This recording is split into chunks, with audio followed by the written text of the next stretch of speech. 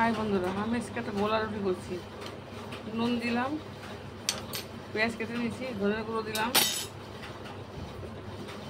ময়দা দিলাম, ছাতু, ময়দা, ধনের গুঁড়ো, লঙ্কার গুঁড়ো, পেঁয়াজ, কাঁচা লঙ্কা নিয়ে এই দেখুন এটা গুলিয়ে নিলাম। এবার চাটু বসিয়ে দিচ্ছি, ফের এখানে বসিয়ে দিই। এই দেখুন দিয়ে দিচ্ছি, হচ্ছে খুব আস্তে আস্তে। এই দেখুন এটা উল্টিয়ে দিলাম, এই দেখুন উল্টিয়ে দিলাম। ছাতু, পেঁয়াজ আর ময়দা আর লঙ্কার গুঁড়ো, ধনের গুঁড়ো, এই দেখুন এটা উল্টিয়ে দিয়েছি। এবার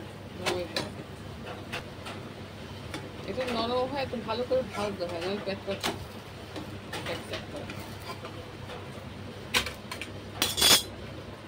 এই দেখুন হয়ে গেল, কত সুন্দর দেখতে হচ্ছে, খেতেও খুব সুন্দর হয়।